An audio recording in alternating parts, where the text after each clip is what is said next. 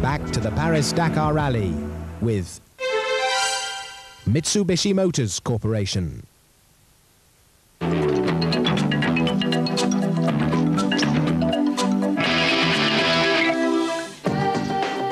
Back to the Dakar Rally here on Eurosport, and this is today's stage, which became a liaison after last night's problems. The Rally 2 strung out, 68 of them still spread between here and Morocco over 3 days. Well, the Tuareg rebels who are fighting for recognition in Mali and Niger held up 7 competitors last night. The reason the event no longer goes through Niger because of the problems, and Gao indeed itself, where they were heading tonight, besieged by the rebels in 1990. Well, basically what happened was armed men attacked Czech Tatras with Kalashnikov AK-47s and bazookas. They stole the 419 factory Tatra at gunpoint, left the 3 crew, Bedřich Sklegnevosky, Petr Hameler and Thomas Tomacek, in the desert. They then shot at 2 Belgian cars, number 273 car here of Koen Wouters, a well-known Belgian singer.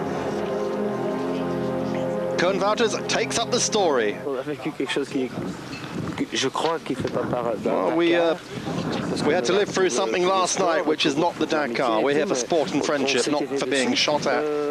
Both our Mitsubishis were fired on 10 kilometers back. Just before we arrived here last night at the finish, we have no idea who it was. It was a slow part between rocks. It was an ambush, and suddenly bang, bang, bang. 6 or 7 bullets fired at us. 6-7, comment on dit ça, boule? Balle? Ah, voilà. 6-7 balles. Well, the bullets went through the side of the car, smashed the turbo, punctured 2 tyres, and there was also a bullet through the door, 10 centimetres from my co-driver's foot.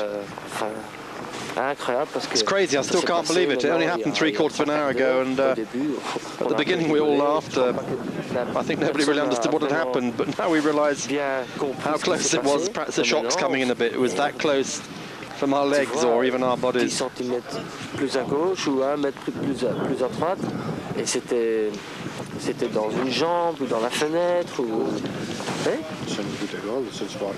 Ah oui, c'était des balles, c'était pas légère, hein, c'était the real thing, hein, c'était The real thing, he says. It was real bullets, really strong bullets, and there they are. There's the holes. Automatic fire through the windows and the tyres. Well, that was a big problem. It's not the first time on African rallies that gunfire disrupted proceedings. French Citroën support driver Charles Cobain was shot dead here in the nearby Mali village of Nkadouane in 1991 by Tuareg rebels. And myself, I was shot at in 1984 on the Pharaohs rally by trigger-happy Egyptian soldiers. Well, Hubert Oriel just telling everyone about the problem. A truck, a Tatra truck, number 71419. We heard the guy, they were speaking, and they said in French that they only wanted to take a truck.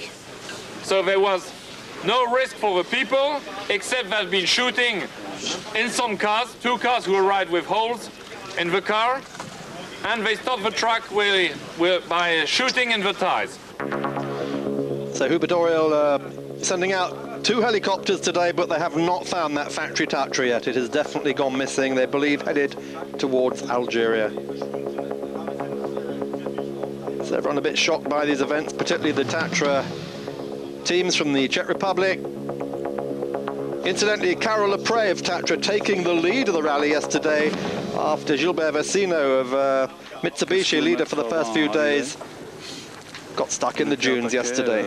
Jaroslav Lamak telling us 15 kilometers before the finish we attacked while climbing a hill by bandits. They had guns and even a bazooka. It was a fairly heavy attack. We thought they were going to kill us. So we got out of the truck. They left us on the road, took the truck 200 meters off the track, stopped, put out the lights, and then came back and explained they weren't going to hurt us. They just wanted to take the truck and the material, and they weren't going to harm us. But they took everything we own. Ils expliquaient qu'ils voulaient juste prendre le camion et matériel, ils ne voulaient rien avoir avec nous. Hubertorial, the organiser, telling the rest of the story in French, saying we decided for safety reasons a special stage would become a liaison. Stefan Peterhansel, talking about the liaison today, said, well, it will be less fun and longer than if we were racing, because we've still got to cover nearly 1,000 kilometres.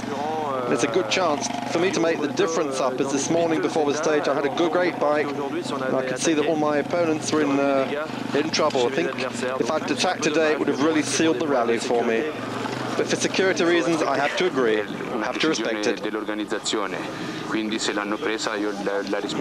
Mioni telling us it's a decision of the officials, I have to respect it too. For me it's okay, I've got problems, I don't have my truck. That's stuck way behind us at the moment. And my bike needs to be repaired for 2 days now. I've got to change wheels, I can't do it. So this decision is actually okay for me. And for Jordi Alcaron's, well, it's the same, he says, because we have to ride for 1,000 kilometres, whether it's a special stage or not. So everyone travelling in convoy, you notice the car drivers, truck drivers without helmets, the bikers, their situation normal, except they're not pushing quite as fast as normal. On board with Eric Bernard now. Bernard pushing hard, despite the fact they're not racing today. And there's John Deacon, picking up John Deacon at Plymouth in 8th place. Oh, and Bernard hits Deacon. Just look at Deacon, he's acknowledging him for some reason, saying, okay, don't worry, but that was our John in 8th place overall. And other people chatting along the route, Mioni and Sala. On board Jean-Pierre Fontenay and Gilles Picard again, you see no helmets, 10-minute 42-second lead. Fontenay just giving a running commentary today as they go along, chance to chat. They don't normally have the chance to chew the cud like this on the rally. They're fiercely racing.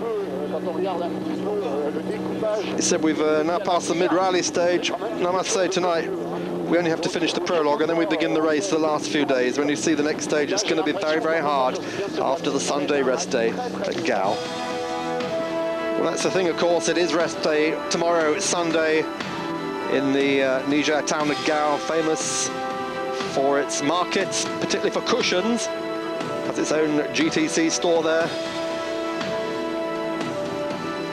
River Niger, the lifeblood of this part of Africa, just as the Nile is to Egypt.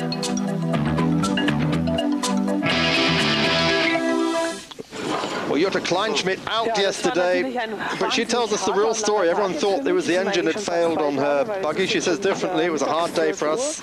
It wasn't 24 hours, but 36 hours, because now, of course, it's Saturday at 12 o'clock, and we started early yesterday morning. It was a gearbox failure we suffered after 50 kilometres.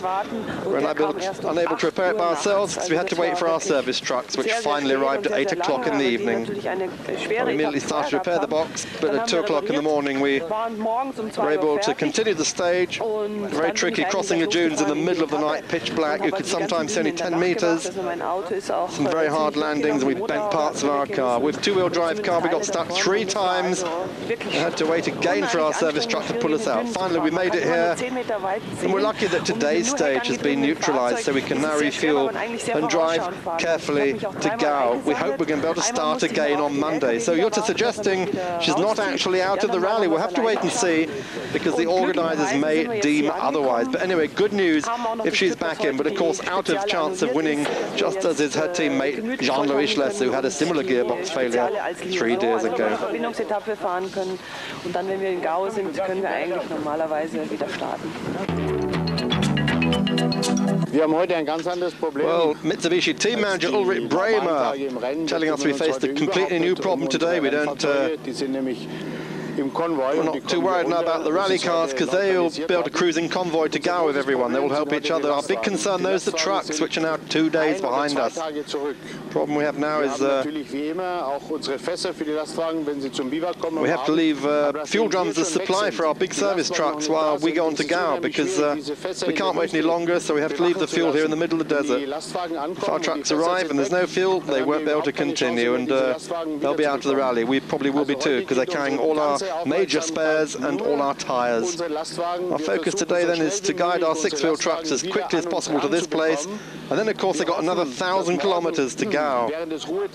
Luckily our 4-wheel trucks are with us. Other teams have no support service at all anymore, but these fuel dumps are going to have to be guarded. I hope the organisers are making sure of that, otherwise the same bandits will have the lot. We're trying to help all our competitors as much as possible with filters, oil and everything, but it's a big job without our main service trucks.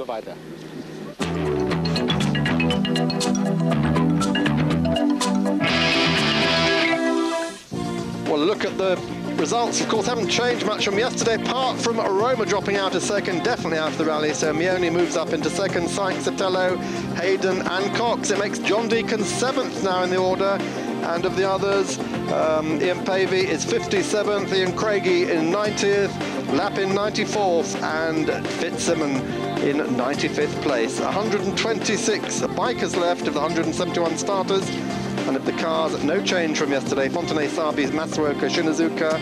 58 cars left of the 151 starters. 50% of them out already.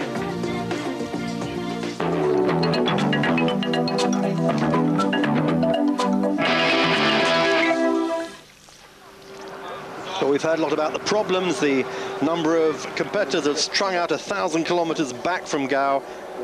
This is the Antonov 72, from which Roger Kalmanovic, who's the ASO safety coordinator, runs all the safety operations, the rescue aircraft, the sweeper brooms. This is Roger. And Roger explains to us, well, the organisation comes on the Dakar, on this Antonov, everything we need to run the rallies here, all our radio communications of our helicopters, aircraft, our trucks, our doctors, emergency equipment, even the sweeper trucks that pick up the bikes which have broken down the desert. It's a transmission unit to any station in the Sahara for Dakar security. We have what's called a C standard. It's like a telex by satellite.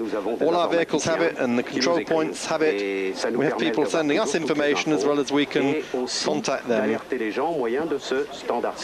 also a big information centre dedicated to the results and standings.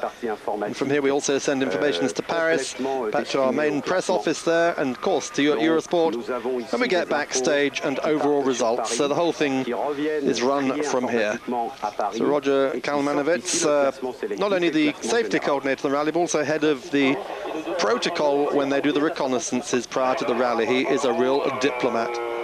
So the rally currently spread out over 3 countries, and in Attar, Zwarat and in Morocco, 156 competitors still in the running.